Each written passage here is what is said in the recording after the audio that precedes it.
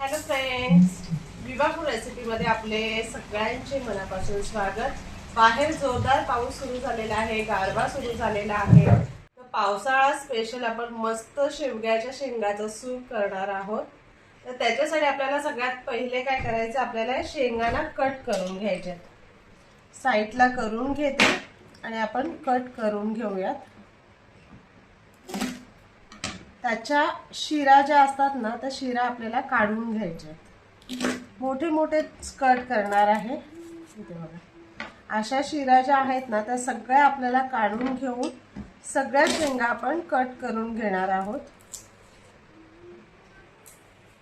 इथे आपण सर्व शेंगा कट करून घेतलेल्या आहेत, त्याचा शिरा सुद्धा काढून घेतलेला आहे। आता आपल्याला हे स्वच्छ धुवून घ्यायचे आहेत।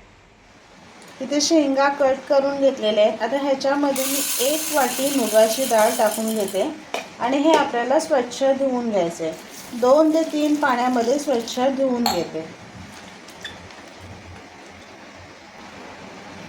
डाळ आणि शेंगा धुवून इथे एका छोट्या कुकरमध्ये काढून घेतले आणि ह्याच्यामध्ये आता 2 ग्लास पाणी टाकून घेते। ह्याच्यामध्ये आता मी चवीप्रमाणे मीठ टाकून घेते। एक कांदा मी उभा कट करून घेतलेला आहे, ते टाकून घेणार आहे आणि एक मोठा टोमॅटो घेतलेला आहे, ते सुद्धा उभा कट करून घेतलेला आहे आणि ह्याला झाकण लावायचं आहे आणि कुकरला आपल्याला 3 ते 4 शिट्या काढून घ्यायच्या आहे।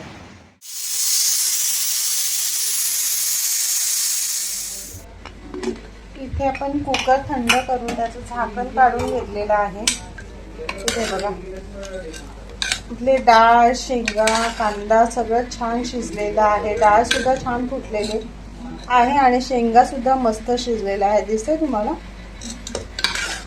आता आपण हे काय करायचं, एक पातेला घ्यायचं आणि याची चाळण घ्यायची आणि त्याच्यामध्ये टाकून आपल्याला ते मॅश करून घ्यायचे। थोडं थोडं टाकूया, सगळंच एकत्र नाही टाकायचं आणि हे आपण हे तसं ना मॅश करून घेऊ।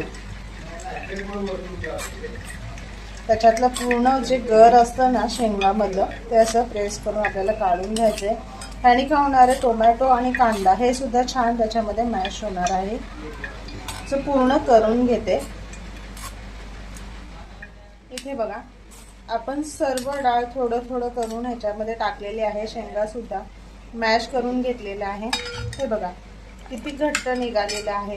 आता आपल्याला ह्याच्यावरती काय करायचं आहे, शेंगांवरती थोडं थोडंसं ना पाणी टाकायचं आहे आणि पुन्हा ते चमच्याने करायचं, म्हणजे जे शेंगांमध्ये जे काय ज्यूस वगैरे असेल ना पूर्ण, ते पूर्ण निघून जाणार आहे। असं दाबून घ्यायचे आणि ते काढून घ्यायचे। आपल्याला थोडं थोडं पाणी टाकत राहायचे आणि आपल्याला ते करायचे, कारण आपण त्याचं सूप करणार आहोत। त्याच्यामुळे ते आपल्याला खालती जी डाळ झालेली आहे ती खूप घट्ट आहे, तेवढी घट्ट पण नको आहे, त्याच्यात पाणी टाकायला लागणारच आहे। तर आपण असंच करून ह्याच्यामध्ये टाकून शेंगांचं पूर्ण काढून घेऊया।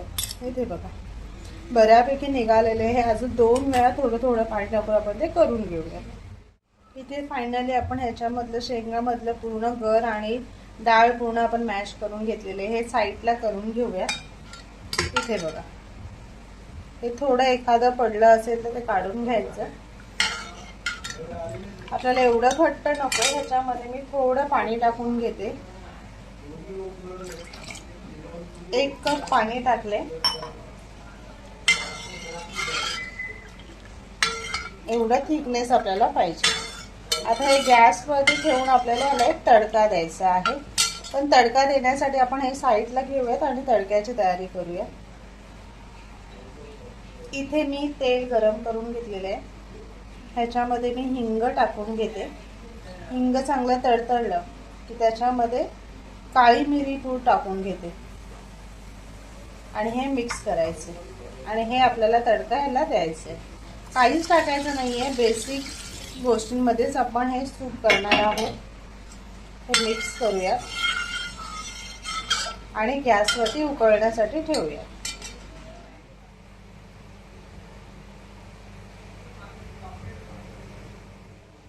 सूपला छान उकळ आलेली आहे। मी चाकून बघितलेले, त्याच्यामध्ये मला थोडं मीठ कमी वाटलं म्हणून मी मीठ टाकून घेते। तर त्याचबरोबर इथे मी 1 लिंब घेतलेला आहे, त्याचा आपल्याला ज्यूस टाकून घ्यायचं आहे, पूर्ण लिंबाचा ज्यूस टाकून घेते आणि थोडा चाट मसाला आणि मिक्स करून घ्यायचंय। इथे मस्त गरमागरम आपला सूप तयार झालेला आहे।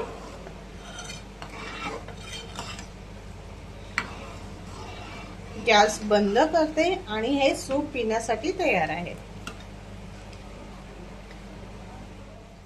गरमागरम शेवग्याचं सूप तयार आहे। पचायला हलकं, रोगप्रतिकार शक्तीसाठी चांगलं आणि चवीला तर अप्रतिम आहे। तर नक्की बनवा आणि असेच आपले नवनवीन व्हिडिओ बघण्यासाठी व्हिडिओला लाईक करा, शेअर करा आणि सबस्क्राईब करा। चला तर भेटूयात आपण पुढच्या व्हिडिओमध्ये।